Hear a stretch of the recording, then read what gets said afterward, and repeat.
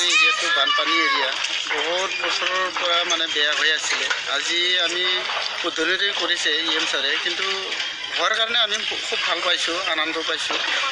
যাতে তামোলপুৰ আৰু গৰিছৰ যিটো যাতায়াত ৰাস্তা যদি ভাল হয়, সেইকাৰণে গৰিছৰ আৰু তামোলপুৰ যিটো ৰোড মানে গৰিছৰৰ পৰা মানে হেৰিলৈকে আমাৰ কুচলালৈকে শৰণীয়া চোপালৈকে মুঠতে পুঠিমাৰী নদীৰ মানে কেইবালৈকে মাথাউৰি এম্বেংমেণ্টলৈকে এই যিটো ৰাস্তা, এই ৰাস্তাত আমি BTCৰ SOPD যিটো হেড, এই হেডৰ অধীনত আমি 1,51,00,000 টকা ইতিমধ্যে অনুমোদন পাবলৈ সক্ষম হৈছোঁ। আৰু এই যিটো স্কিম, এই স্কিমেটৰ কামৰ শুভাৰম্ভ আমি ইয়াত আজি কৰিছোঁ গৰিছ তামোলপুৰ ৰোডত। আৰু আমি খৰালিৰ ভিতৰতে এই ৰাস্তাখিনিৰ যিটো মেৰামতিৰ কাম, পকী ৰাস্তাৰ মেৰামতিৰ কাম সম্পূৰ্ণ কৰাৰ কাৰণে আমাৰ কণ্ট্ৰেক্টৰসকলক আহ্বান জনাইছে।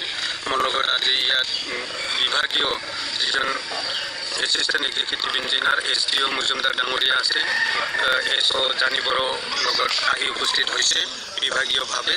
আৰু এই মাত্ৰ আমি মানে গৰিছ তামোলপুৰ ৰাস্তাৰ মেৰামতিৰ কামৰ শুভাৰম্ভ ইয়াত আনুষ্ঠানিকভাৱে কৰিছোঁ। আৰু এই সুযোগতে মই ৰাইজক জনাব বিচাৰিছোঁ, আমি অহৰহ আমাৰ পথ সংযোগখিনি সম্পূৰ্ণ কৰাৰ কাৰণে চেষ্টা কৰিছোঁ।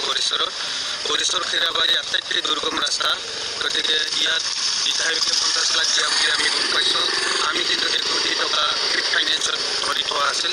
আৰু পেৰপা ভিতাৰ পৰা শিঙিমাৰী হৈ গোসাই হাউলি যিটো ৰাস্তা, এই ৰাস্তাটো 1 কোটি টকা ফাইনেন্সত আমি ধৰিছোঁ।